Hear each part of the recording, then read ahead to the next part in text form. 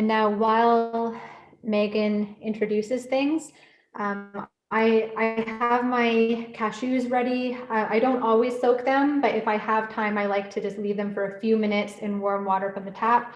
So while Megan is introducing things, I'm going to go add my warm tap water and leave them to sit for just the few minutes that I'm talking before I start making the milks.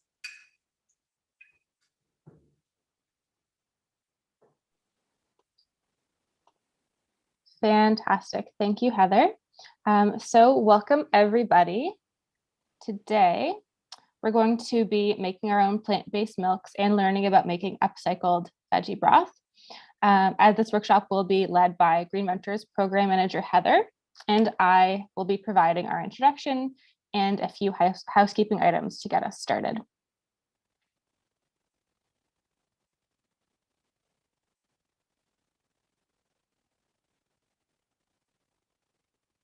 So, as I'm sure several people are aware, during the month of April, Green Venture celebrated Earth Month and encouraged the community to help clean up their little pocket of green and give back to our beautiful planet. Now we are springing into action in May to tackle the waste problem with a series of waste reduction workshops. Waste is something everyone can reduce, and there are some simple changes that you can make to make a difference. For those who are not familiar with Zoom, you can pin Heather to your screen by clicking her screen in the right-hand corner. This is, of course, after she's done sharing her screen. This session will be live streamed to YouTube, but only those who speak will be shown on the screen. Feel free to turn off your camera if you would like. If you would prefer not to unmute yourself for questions or comments, you can type them in the chat and I will read them to Heather.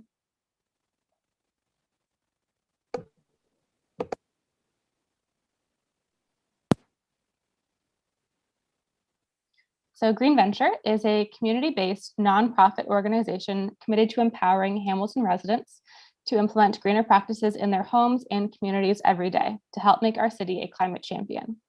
Green Venture operates out of Eco House. Eco House is a 150-year-old historic farmhouse, which you can see in the top picture on the slide, with 2 acres of gardens in East Hamilton. Among other initiatives, Green Venture helped introduce blue bins, community gardens, rain barrels, and bike sharing in Hamilton. This is the second workshop out of 3 that we are hosting. The third will be next week on composting indoors and out. That's next Tuesday, May 18th from 7 to 8. If you're interested in that, you can sign up using the same Eventbrite page that you used for this workshop.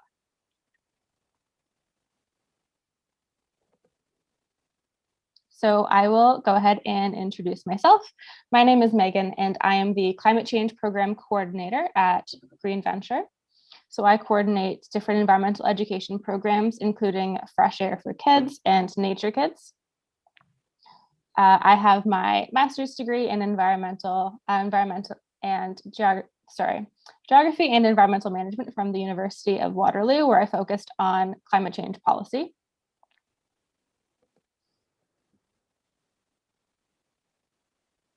In my spare time, one of the things that I love to do is bake, and I love to bake for people. So this past year has been difficult in regards with getting my baked goods to all my family and friends. And this is a loaf of challah that I made recently. And when I'm not doing that, I, like most of our staff members and volunteers, like to be outside. And one of the things that I like to do is drive a team of draft horses, which is something that I'm very fortunate to be able to do locally.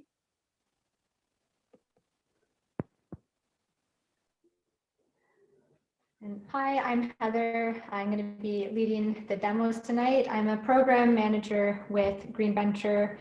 For the past approximately 6 years, I've been working for nonprofits managing environmental education programs, and that's what I now do for Green Venture. I do a lot of work in schools, well, now just virtually. I used to do it in person, and work in the community, all to do with environmental education. I have 2 young kids and a rescue dog, and we love to spend our time outdoors. We love hiking, skating, just anything that's letting us be outside, appreciating nature. And one of my, I guess, more unusual hobbies is I love to play around with my Etch-a-Sketch. And now we would love to hear a little bit about you. So if in the chat box, if you could tell us something that you hope to learn today. I'm going to do my best to take it all in, and maybe Megan can also take a look through so that hopefully I can address your questions or make sure that we cover what you're hoping to learn either during the demos or after when we're discussing things. See if I can open the chat. It usually just disappears for me again when I'm sharing my screen, but yeah, I can't open it. So Megan, maybe you can read them out. I think on YouTube they won't show up anyway, so it's best to read them. Illyria says how to use my vegetable scraps. We'll definitely cover that. Okay, we have what is the most environmentally conscious of milk alternatives? What of food scraps is actual waste and what can be repurposed into other meals and dishes? Some great questions. Something new which I can adapt into my daily, weekly routines. I hope you'll find that here. Make almond milk rather than purchasing individual cartons. Great. I'll keep moving along.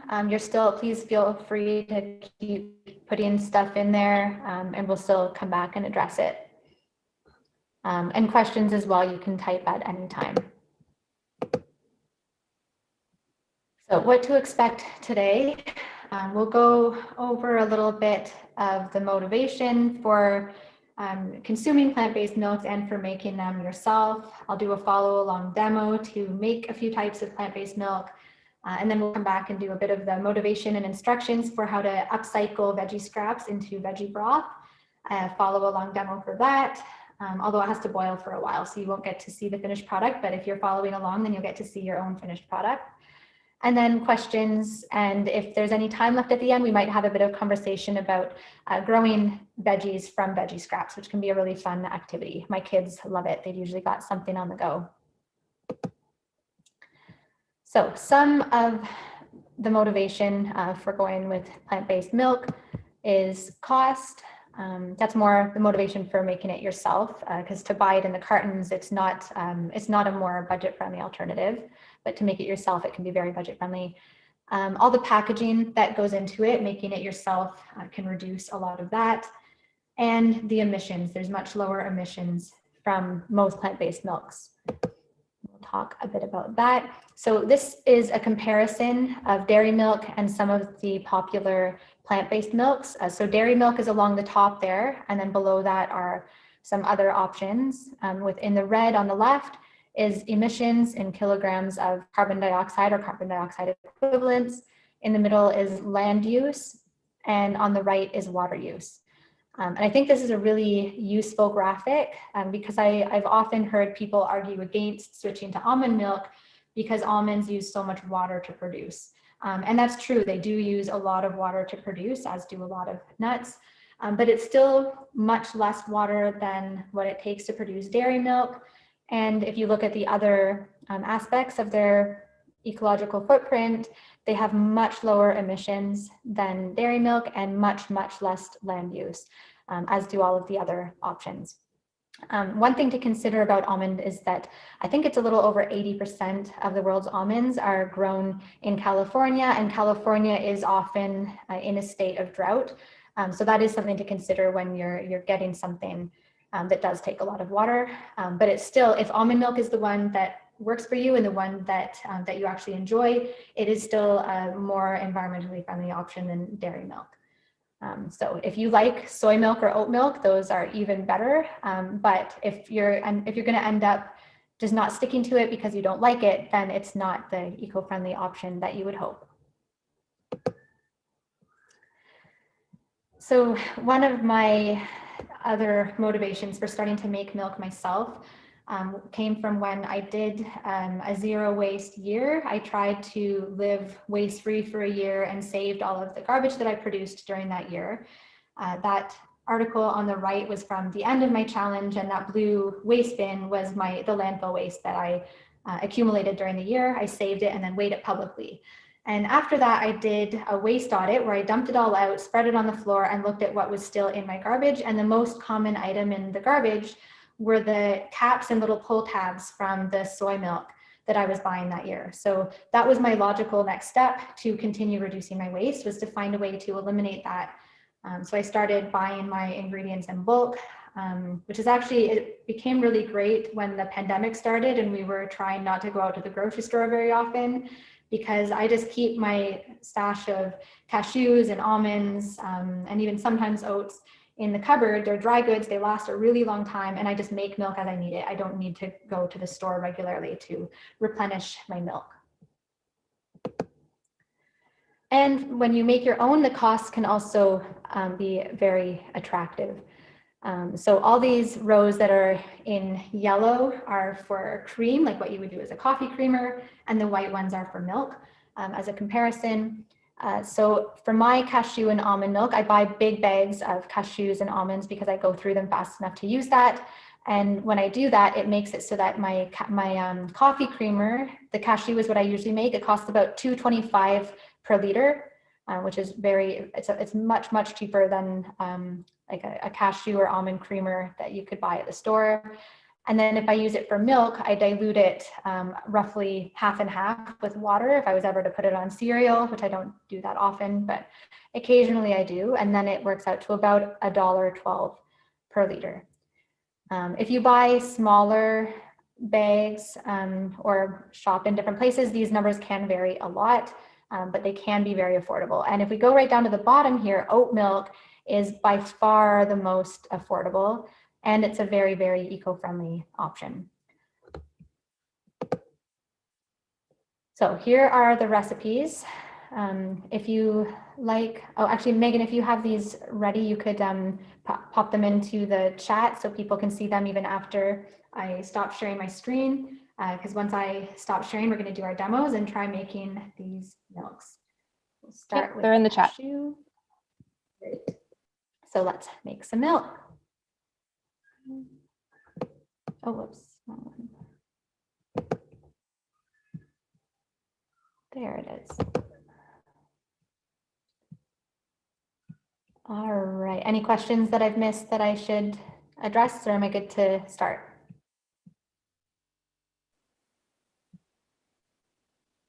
I think you can go ahead. Great.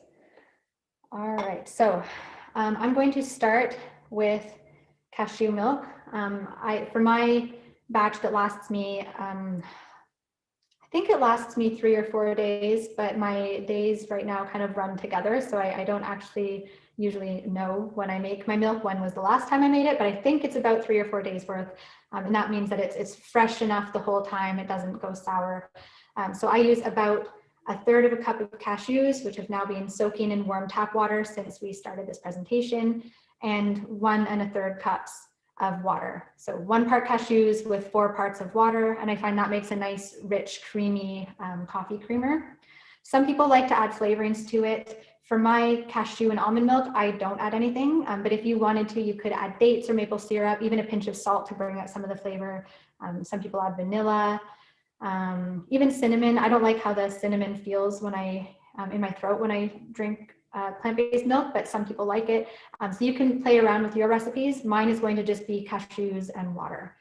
I'm just going to quickly dump out this water in the sink and then blend the milk.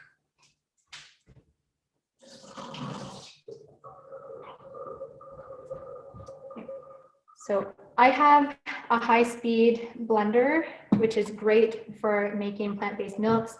And I find that cashews are soft enough that when I make this milk in my high-speed blender, I don't need to filter it. I actually tried the first time I made it, and all of it went through the nut milk bag. So then I had to clean the bag for nothing. It didn't actually filter anything out. So now I don't bother. If you don't have a high-speed blender, you might want to either boil the cashews or soak them for longer, or try just blending a little bit longer, and you still might get a smooth enough milk that you don't need to filter it. So cashews go in, put that aside, and the water goes in. And then I usually blend this for about 2 or 3 minutes. I'll often make it while I'm waiting for my coffee to be ready in the morning. But rather than have you listen to the sound of my blender for those minutes, I'm going to mute myself while I blend it. And you can do some trivia with Megan while I go rinse my almonds for the next milk that we're going to make. So I've had my almonds soaking for the last several hours. I think I started them late this morning. So I'm going to give them a rinse and then we'll be ready for the next one. So, all right, I'm going to mute myself now before I start this noisy thing. Thank you, Heather. So there'll be a few minutes where Heather's blending for the cashew milk and the almond milk. So I have a few trivia questions I pulled together. So the first couple of questions I'll ask you while we're working on cashew milk are all about food waste. So they are perfectly related to this session, but I promise the next set of questions will be a lot lighter in tone. So I'll be using the poll function on Zoom. So you should see a pop-up come up on your screen. So the first question that I have is, globally, how much food produced is not eaten? So this means you need to take an educated guess without Googling it. So the options are a quarter, a third, half, or 3/4.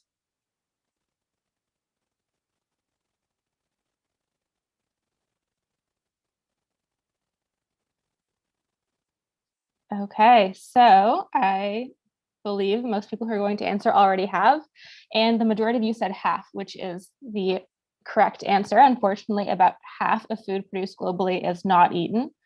And that is why it is so important that we have these workshops that we're doing over the next couple of weeks.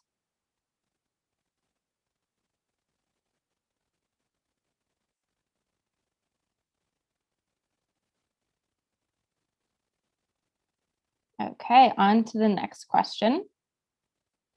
How much does food waste cost each year in Canada? So you can say $7 billion, $34 billion, $49 billion, or $62 billion.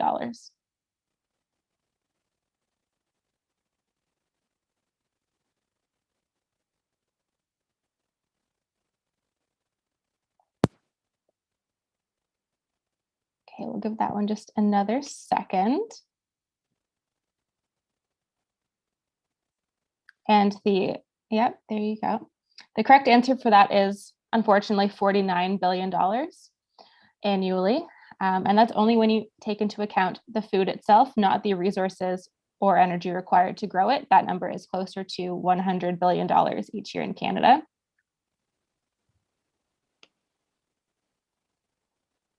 Heather, if you'd like to unmute yourself, please feel free.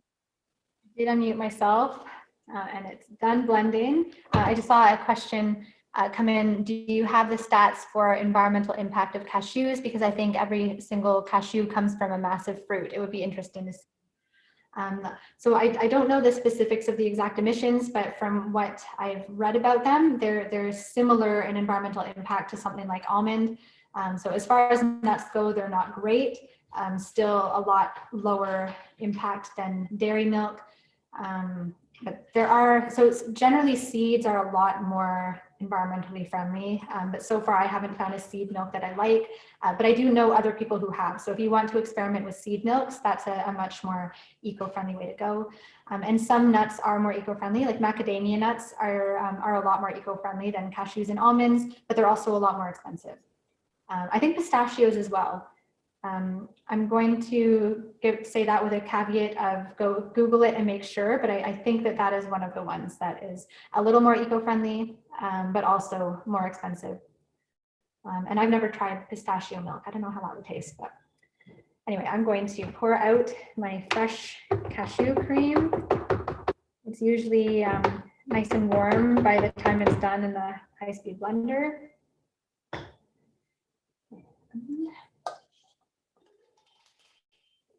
And it's ready to use. So usually if I was making this in the morning, I put a little bit in my coffee and then pour the rest in a jar to go in the fridge.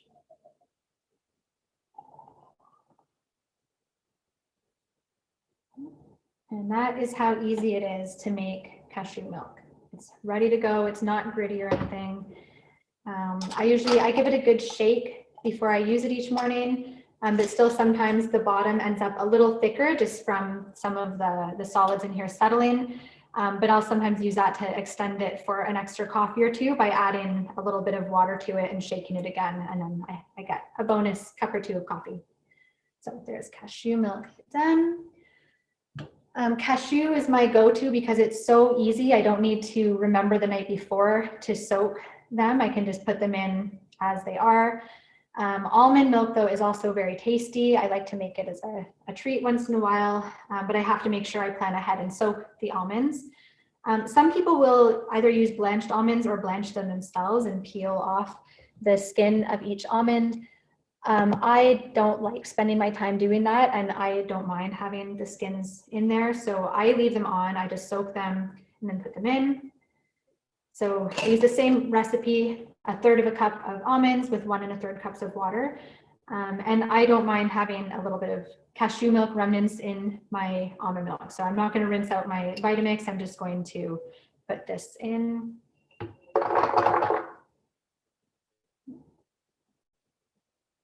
There we go.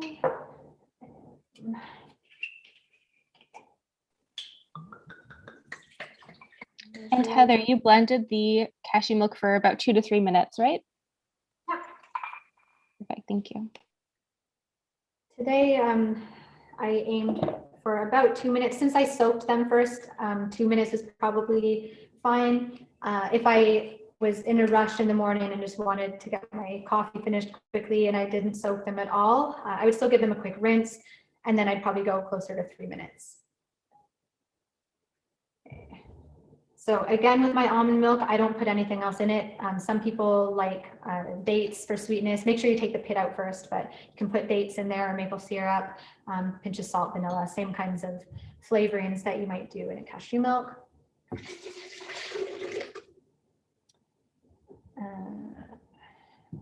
Okay, so I'm going to do the same thing and mute myself so you don't listen to my blender, and you can continue with your trivia. Thanks, Heather. Okay, I have my last food waste related question. What percentage of food waste happens at home as opposed to during processing, manufacturing, in restaurants, etc.?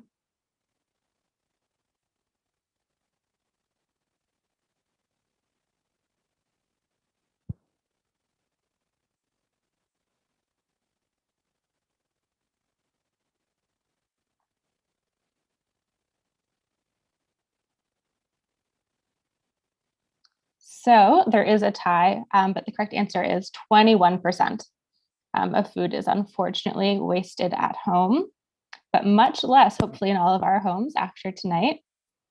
So we'll switch gears and have a bit more of a fun question. So I am assuming most people on the call today are from Hamilton or the Hamilton area.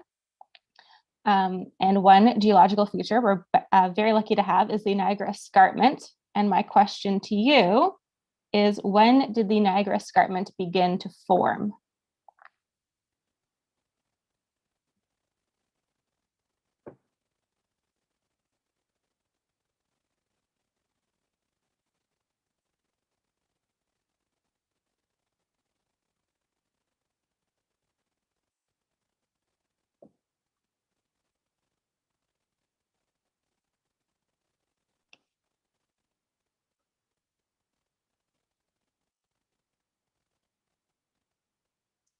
Great, thank you, everybody. So for, I think, the first time, the most popular answer actually doesn't have it. So the Niagara Escarpment started to form about 415 to 450 million years ago, when the continent we're on now was much closer to the equator. The last time it changed was 10,000 to 15,000 years ago at the end of the last ice age.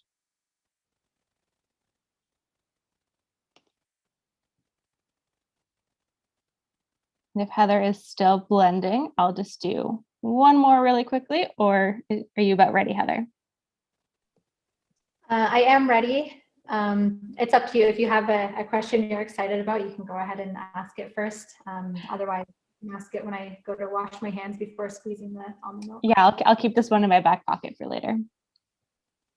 So I've blended my almond milk. Almonds don't blend as smoothly as cashews, so I filter my almond milk, which is another reason that I don't make it as often. It just takes a little bit more work. Still super easy, but a little bit more work. Oh, here it is. So I have a nylon mesh nut milk bag. I've seen, when I first got this a number of years ago, this was all that I ever saw in stores, but lately I've seen way more options. You can get them made of organic cotton. I've never tried those ones, so I don't know if it's as fine a mesh or if it lets more through. If anyone here has tried one, let us know how you like it, because it could be a more eco-friendly option. But mine has lasted a long time.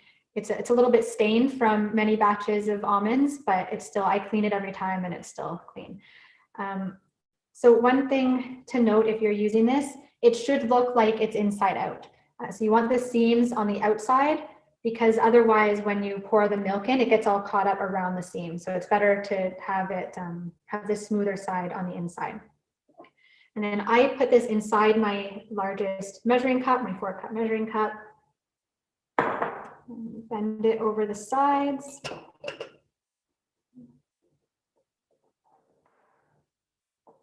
we go.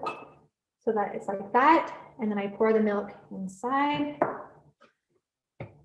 Although if I was making this for like baked goods or even pancakes, I wouldn't bother filtering it. And if it was something that had other ingredients going into the blender, I wouldn't even make the milk first. I would just throw in a small handful of almonds, the right amount of water, and then add the other ingredients and essentially make the milk in the recipe. So it saves a step. And as long as it's something where that little bit of grittiness wouldn't be an issue, I don't bother getting rid of it. But since I'm probably going to use this in coffee, I'm going to filter it, pour it into my nut milk bag.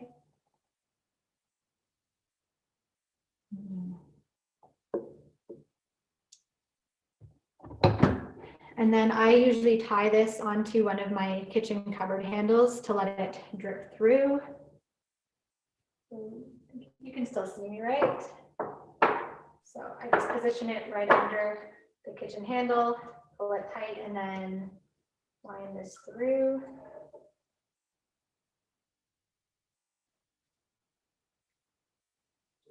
And tie it so that it will stay in place. Oh, uh-oh.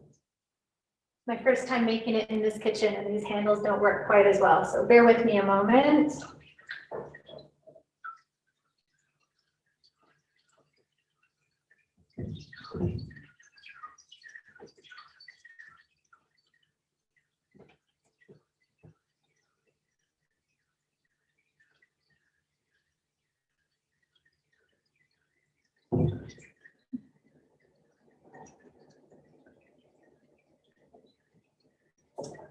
Okay, I think that's going to hold. I'm going to leave it there dripping behind me until after I get going on the oat milk, and then I'll go back and squeeze out the excess. And the pulp that's left over, I use that as well. I usually add it to oatmeal or baked goods. I tried once making like I added some seasoning to it, I think cinnamon and nutmeg and stuff, and baked it to try to make it crispy. I've heard of people doing something like that. I didn't like how mine turned out, but it's something that you could experiment with if you wanted to. But my favorite way to use it is to just add it to oatmeal for breakfast. So now, Megan, if you want to ask your next trivia question, I'm going to rinse out the gritty remains of the almond milk before I make oat milk. Sure, thanks. I've got another Niagara Escarpment question because I think it's just such an interesting topic and such an amazing feature we have so close by. How long is the Niagara Escarpment in kilometers? So approximately how long or how far does it stretch?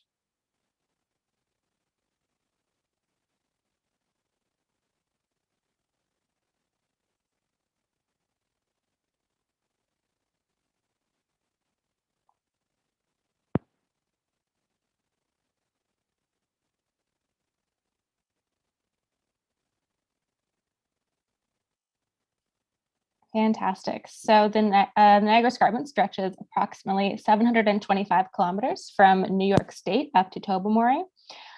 But the Bruce Trail, which runs the length of the Niagara Escarpment, as well as hundreds of kilometers of side trails, is over 1,000 kilometers long, which is pretty incredible. And I do know several people who've hiked, I believe, the entire thing over a lifetime.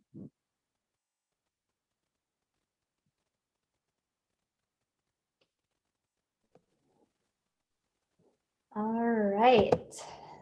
So oat milk is a favorite of a lot of people. And from what I hear, it's super easy to make, but it actually took me a lot of attempts to get it right. And even the last time I ran a demo for it, I hope I did okay in my demo, but mine really didn't turn out that well. But a few days ago, I did a test run for tonight, and I think I finally got the hang of it. But just if yours doesn't work right the first time, stick with it. I think it'll be worth it. It's so cost effective and very environmentally friendly. The tricks that you want to make sure of are, it's really easy to make it slimy because of all the starch. So I'm going to go through a few tricks to try to avoid that. And also use rolled oats, but not quick oats. It should be the best balance. I'm actually using quick oats because it's what I had in the house, and I didn't want to make an extra trip just given the stay-at-home order. So I figured it was better to just demo with what I had. But this is what I used last time, and my kids still loved it. So this milk is still going to go to use, and they're super excited to drink it in the morning. So I'm going to make a bigger batch of this because I use this one as a milk. I don't put it in my coffee because that sliminess can really come out when it's put into a hot liquid. So if you picture cooking oatmeal, as you cook it, it gets like thick and creamy and even a little bit slimy, which is fine for oatmeal, but not so nice in coffee. I've heard that there are commercial ones that you can buy that are good in coffee. I haven't looked enough into it to know what they do. I know you can add enzymes that will help break down some of the starch, so I'm guessing it might be that, but I don't do that in my own one. This is also one where I don't like the flavor of it as much on its own, so I usually do add some of the other stuff. And so for this, I'm going to, where's the recipe? I'm going to add vanilla and maple syrup and a pinch of sea salt. I think I remember the recipe that I showed. There's lots of different ones out there, but you can follow what I do, but if what I put on the screen earlier is a little bit different, that's fine too. And you can also play around with all of the ingredients to make it match your own taste. If you like it more sweet or less sweet, then just play around with what you put in it. So half a cup of oats. Don't soak them first because that can increase the sliminess. We'll put that in there. And 3 cups of water. This one.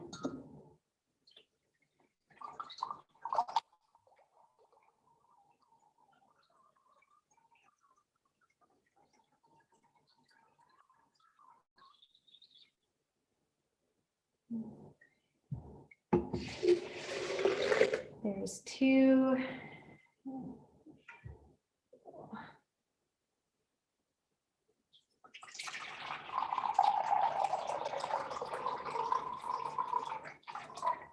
And 3. And so the other thing that you can do is use really cold water. I actually, since this water has been sitting here warming up to room temperature, I had ice ready to go to make up part of that water. I forgot to put it in. So I'm still going to add a couple cubes, but not as much because I meant for this to be part of that 3 cups, not in addition to it.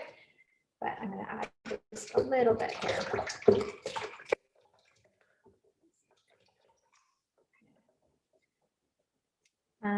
Actually, no, my kids are still going to like it more diluted. I'm going to add all of it. I sometimes add a bit of water to theirs anyway. And then about, I think, 2 teaspoons of maple syrup is what I did last time. I'm going to put that in.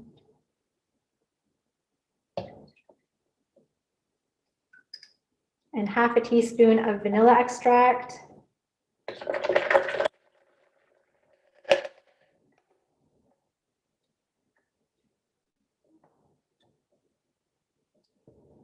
And this for the oat milk, you don't want to blend it a long time. You actually want to make sure that you don't. Different recipes that I have found recommend different lengths of time to blend it.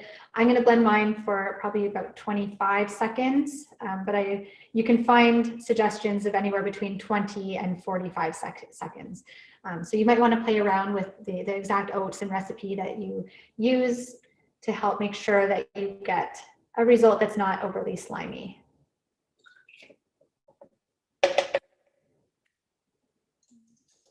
I feel like I'm not selling this very well when I keep bringing up how slimy it can get, but I promise it can be really good. You're being realistic. Yeah. And 1/8 of a teaspoon of sea salt.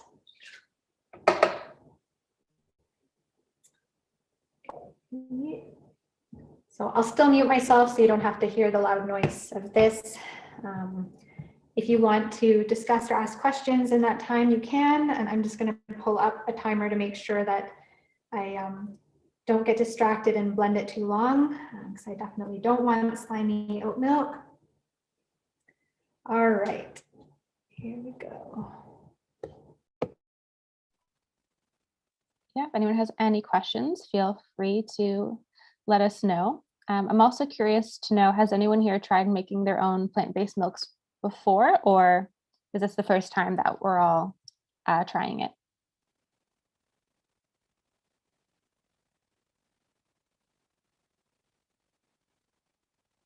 Don't have a poll for this one, but oh, perfect. Almond milk before for 2 of us. That's fantastic. First time, me too.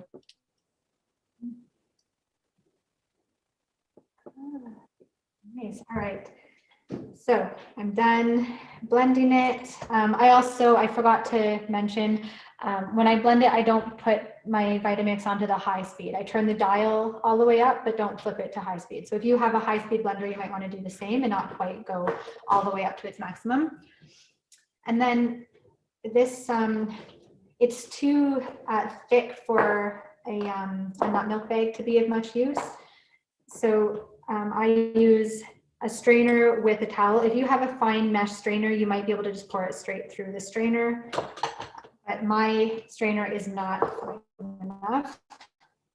So I have a cotton clean tea towel that I'm going to pour it through. I probably won't filter all of this right now because this one I think is a little bit too tight of a weave and it goes too quickly. But I'll at least get it started and show you.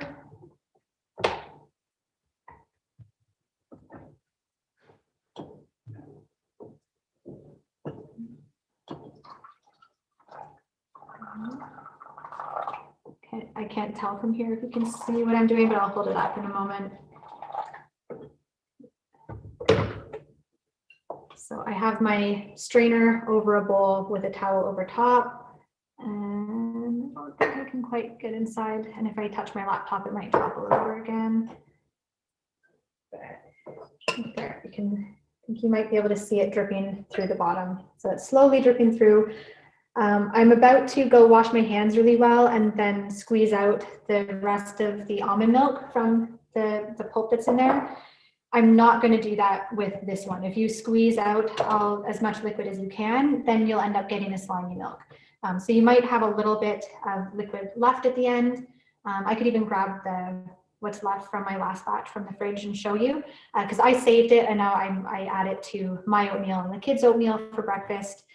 So that it still goes to use, but you won't get quite the full 3 cups yield from this one because you'll still have some in here. All right, I'm going to mute again and go wash my hands so that I can squeeze out the milk. Feel free to keep speaking with Megan and ask any questions. Oh, why don't you use the mesh bag for oat milk? It's too fine of a mesh. So the only way I can get anything out of it is to squeeze it out with my hands. And then when I do that and force it out, all that, the sliminess of like what would be left as the creamy mixture comes through. So it's, you need to find a balance that's a little bit less fine than that. And ideally even a little bit less fine than the tea towel that I have right now, but I need to find a different one that is clean enough that I can use for this. Okay, I'll be right back once my hands are clean, and I'll show you the next step for the almond milk.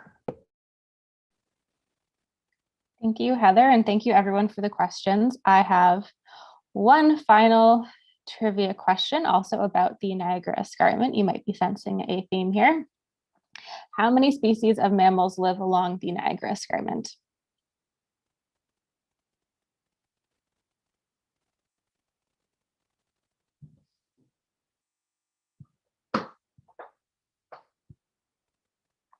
Oh, I'm glad we're all guessing high. That's fantastic.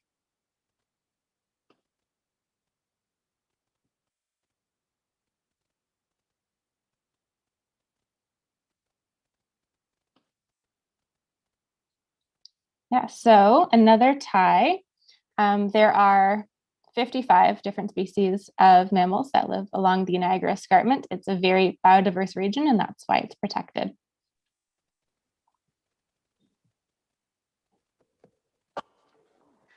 Thank you, Megan. I'm learning so much from these trivia questions. All right, I'm going to, can you see the mesh bag there? I have it in grid view, so my screen is really tiny on mine, but hopefully yours is a little bigger so that you can see this. But I've just washed my hands really well so that I can squeeze out the rest of the almond milk. And I just start at the top and squeeze it to let a whole bunch more milk come through. Actually, I think I could just untie this. I'm going to be holding it anyway. I'm going to bring it closer.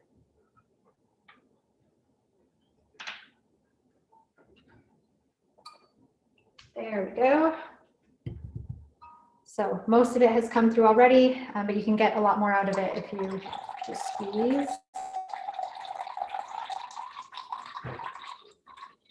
So if you do this with the oat milk, it will, nothing really, like a tiny bit will dribble through, but then it very quickly clogs up with the gooey oat goodness. And then you have to squeeze it like this, and then it's like a slimy goo that comes through. But not with the almond milk.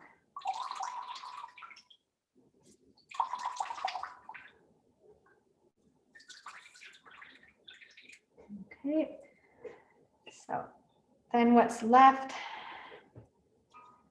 is like an almond paste, and that's what I'm going to save in a container in the fridge to add to oatmeal. Right now, I'm just going to put it aside. And here's my almond milk jar. So there's the almond milk.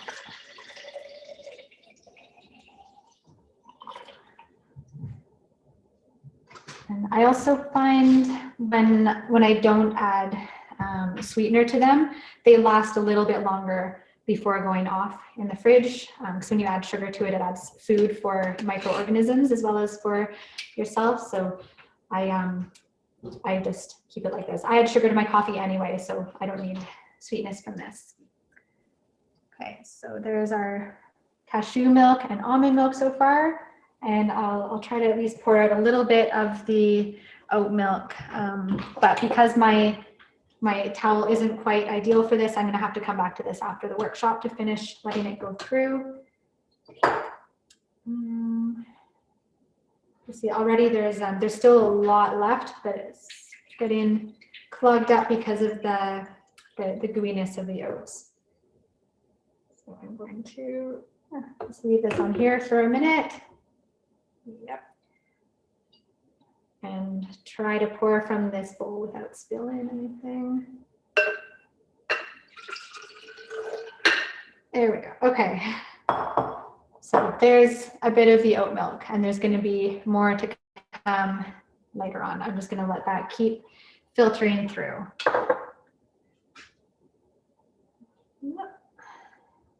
Any questions about any of the, oh, how long do the milks last in the fridge? I think the longest that I've had them be good for is about 5 days.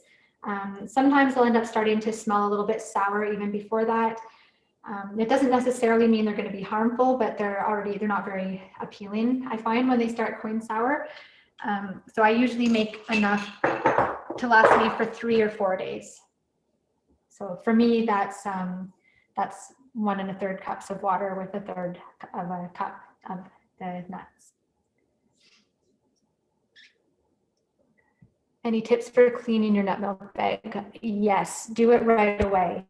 Don't ever let the nut, those remainders of the almonds dry onto the bag. Oh, you made the oat milk and it tastes awesome. Amazing. Did you taste it before you filtered it, or did you manage to filter yours already? You filtered it already? Is that what I saw? If you did, I'm going to need to get some tips from you. Oh, both. Wow. So I'd like to find out what you used to filter yours so that I can aim for that. I think I'm almost there with the oat milk. I'm doing way better than I used to, but my cashew and almond milks always turn out very well. But I'm glad to hear that this at least helped someone else make a really good oat milk.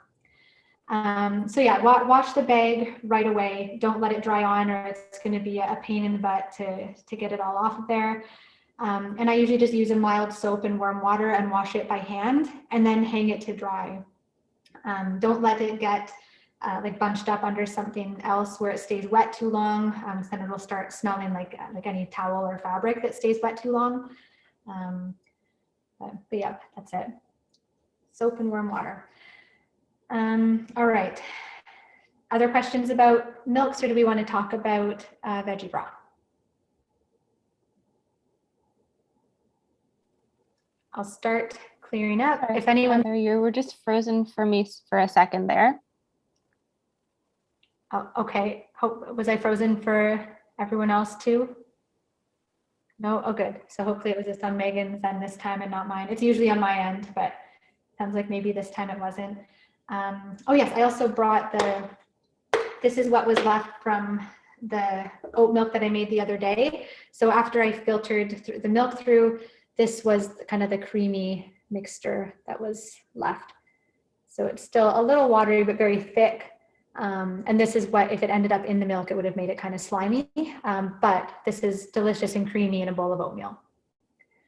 Or baked goods. I'd probably put this in baked goods, although I haven't yet, since I haven't made much oat milk.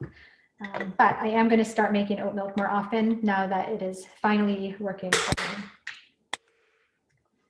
Okay, I'm going to clean up. If you think of any other questions while I just move the milk stuff to the side, please put them in the chat or unmute yourself. And otherwise, we'll start talking about broth.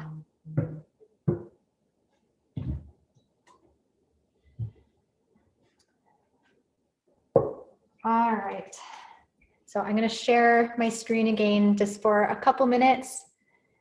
The broth won't take very long, so we're not actually going to watch it boil.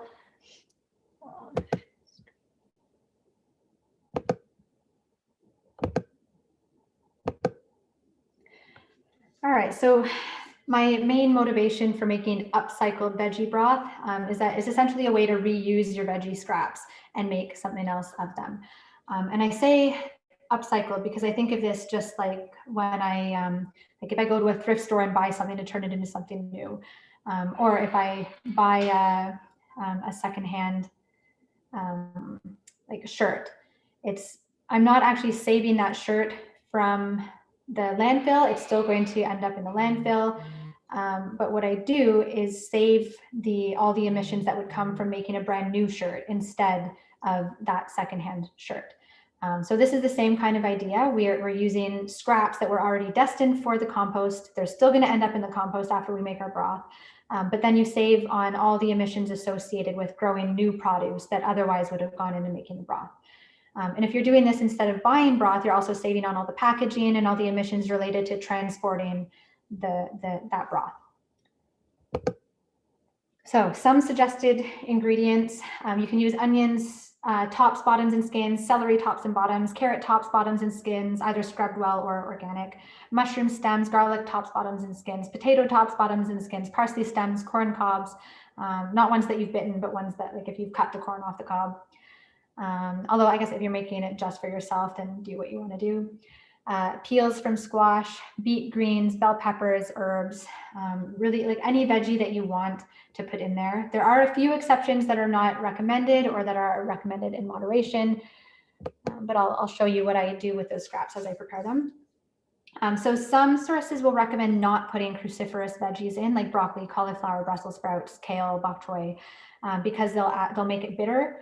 I've used broccoli stems, and I didn't find it made it overly bitter. So I'm going to do the same today because we eat a lot of broccoli, so it's often the scraps that I have. But it's something to consider if you don't want a bitter broth. And beets, they can be quite overpowering, and they'll also give it a really bright red flavor. So if you care about the color of your broth, you might want to limit or avoid beets other than the greens. And if you do use them and you don't want like an overpowering beet flavor, just don't use too much. I usually don't care about the color of my broth. Maybe if I was making like a pumpkin soup and wanted a nice orange, but I don't know, I think a pink pumpkin soup could be kind of nice. So even then, I think I'd probably use beets. And starchy veggies like potatoes will make a cloudy broth. So if you want your broth to be clear, then don't put a lot of starchy veggies in there. But again, I usually don't care about that.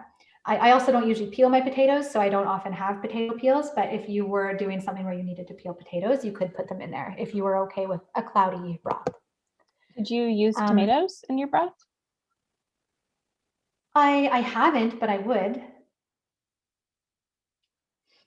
I don't use tomatoes all that often, but I'm growing some this year for the first time in several years, so probably soon I will start doing that again. So when you're prepping your veggies, you can just put the scraps into a container that goes in the freezer, and then when your container is full enough, or you have several containers, you just dump them into a large pot, add water until the scraps just start to float, and then boil for at least 30 minutes up to a few hours. You'll find different recipes that suggest different amounts.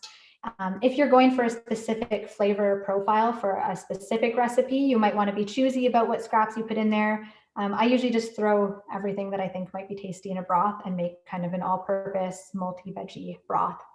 And then after it cools enough, you can strain out and compost the veggies and store the broth in the fridge for about 4 days or for a few months in the freezer. But making sure that when you pour it into jars or containers, you leave enough space for the broth to expand as it freezes. So now I'll just demo this quickly, and this is only going to take a moment because I don't need to chop anything, I just need to dump it in. So these are my 2 jars that I have had in the freezer. I have some celery tops, some peppers, some carrot peels, mushroom stems, kale stems. Oh, I guess I have broccoli and kale, but again, I've never found that it made it too bitter, but something to watch out for if you want to avoid bitterness. I'm going to dump it all into my big pot. Oh, I have some onion skins and the outer layers of the onion that are just a little bit too papery. Is there a certain quantity of veggies that you'd want? It depends on how much broth I want to make, but what I would do if I needed broth is just put them in the pot first and then add just enough water that the veggies start to float. So like a little bit more than the water that covers them. If I was doing a recipe that called for them to be boiled much longer, I would probably add more water, so because a lot of the water is going to boil off. But otherwise, I would just do that. So one thing you might want to do if you're using remnants of herbs or like parsley stems or anything like that, or bits of spinach, something that's going to break down really quickly, you might want to have a separate container for those and then add them later in the cooking because you probably won't want them to cook as long or they'll just fall apart. But for this one, I just have everything together. Now I have a big pot of veggie scraps and I'm going to add a bunch of water.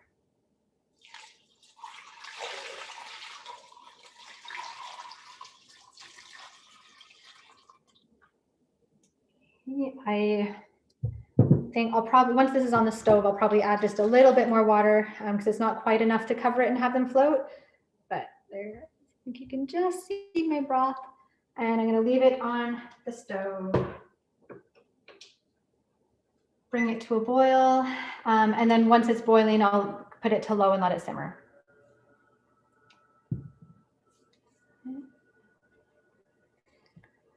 So that's it for the demo. I am going to paste a link to a list of veggies with some information about including them or not in Veggie Broth, in case you'd like to look at that before you start saving your veggies, and a link to register for the composting and vermicomposting workshop next week. It's the same place where you registered for this one, but if you're not already registered and you'd like to learn some easy ways to compost at home, whether or not you have a yard, it'll be a great resource for you.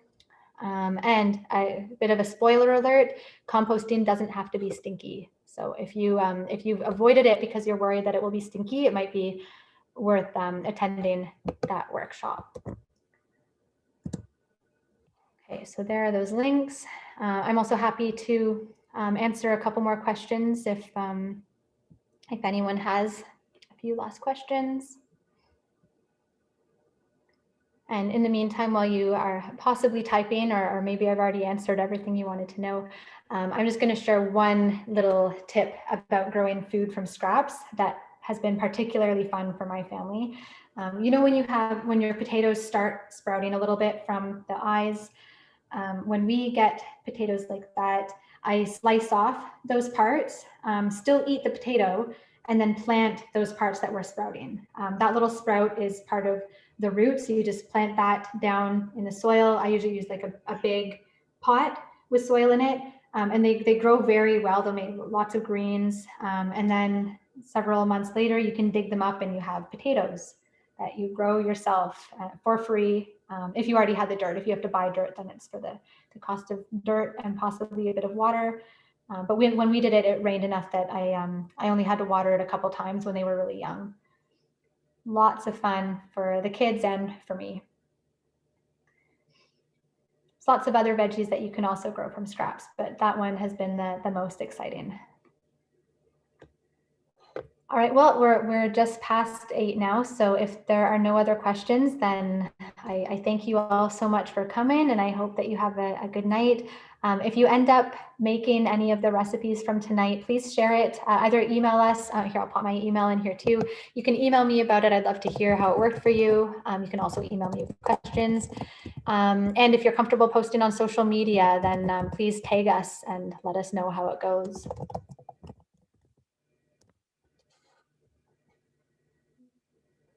And you're all very welcome.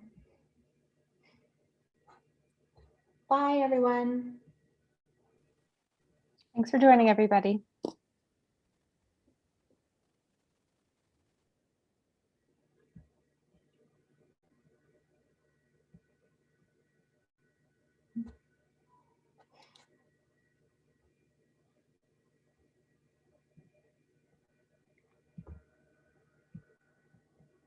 Mm-hmm.